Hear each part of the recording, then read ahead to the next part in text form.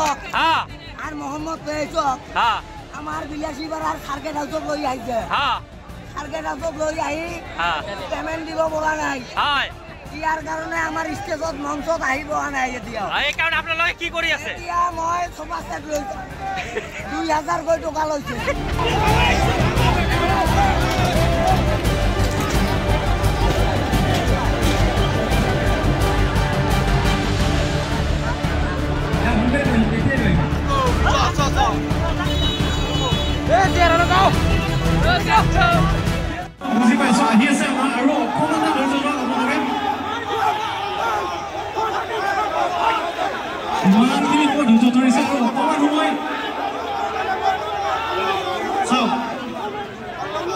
রাইজে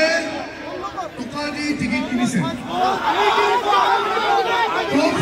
লাগিব লাগিব নাই লাগিব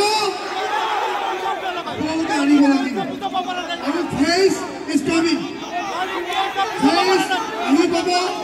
অলপ সময় ধৈৰ্য ধৰক অলপ সময় ধৈৰ্য ধৰক ৰাইজে টকা দি টিকিট কিনিছে ফেচক এই স্থানত আনিব লাগিব হয় আজি দেখিবলৈ পাইছো যে আজি 2025 1 ফেব্ৰুৱাৰীত আমাৰ বিলাসীবাড়াত মোহাম্মদ ফেয়াজৰ কনসাৰ্ট বিলাসীবাড়াত আয়োজক সমিতিয়ে পাতিছিল কিন্তু অতি দুখৰে জনাব বিচাৰিছো যে মোহাম্মদ ফেয়াজৰ প্ৰগ্ৰামত মোহাম্মদ ফেয়াজ আহি উপস্থিত নহল আমাৰ এটা ষড়যন্ত্ৰৰ বলি হৈছে বুলি আমি বিলাসীবাড়াবাসীয়ে আমি অনুভৱ কৰি আছো গৰিপুৰৰ পৰা আহি এক্স মিনিষ্টাৰ মহিবুল হকে আহি এই প্ৰগ্ৰামখন উদ্বোধন কৰি থৈ গল কিন্তু তেওঁৰ ল'ৰা এই আয়োজক সমিতিত আছিলে আমি দাবী উত্থাপন কৰিছো যে বিলাসীবাড়া ৰাইজক প্ৰতাৰণা কৰাৰ সাহস ক'ত পালে গতিকে প্ৰতিগৰাকী ৰাইজে ক্ৰয় কৰা টিকটৰ পইচা ঘূৰাই নিদিলে বিলাসীবাড়াত আহাটো বন্ধ কৰি দিম গতিকে আৰু বিলাসীবাড়া ৰাইজে এইবুলি এটা প্ৰথম কাণ্ড হল যে এটা এনেকুৱা ডাঙৰ প্ৰগ্ৰাম বিফল হৈ কৰিলে গতিকে আমি দাবী উত্থাপন কৰিছো আয়োজক সমিতিক ধুবুৰী জিলা আৰক্ষী প্ৰশাসনে অতি সোনকালে গ্ৰেপ্তাৰ কৰি ৰাইজৰ যি পইচাৰে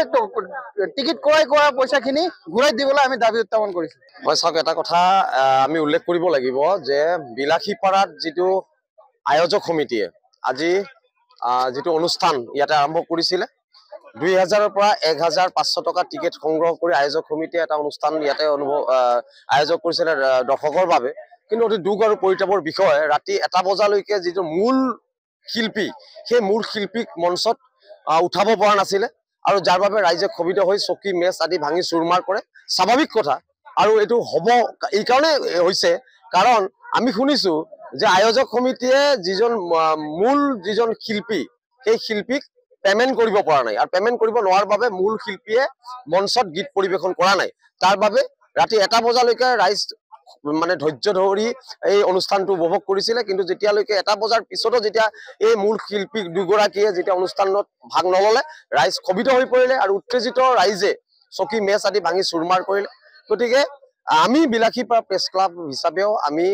অতি গৰিহণা জনাইছো বিলাসীপাৰাৰ মান নষ্ট কৰিলে বিলাসীপাৰাৰ সন্মান নষ্ট কৰিলে আয়োজক সমিতিয়ে গতিকে আমি প্ৰশাসনক আমি দাবী উত্থাপন কৰিছো যাতে প্ৰশাসনে ইয়াৰ এক উচিত তদন্ত মৰ্মে দোষী সাব্যস্ত কৰি দোষীক কৰায়ত্ব কৰাৰ আমি দাবী উত্থাপন কৰিছো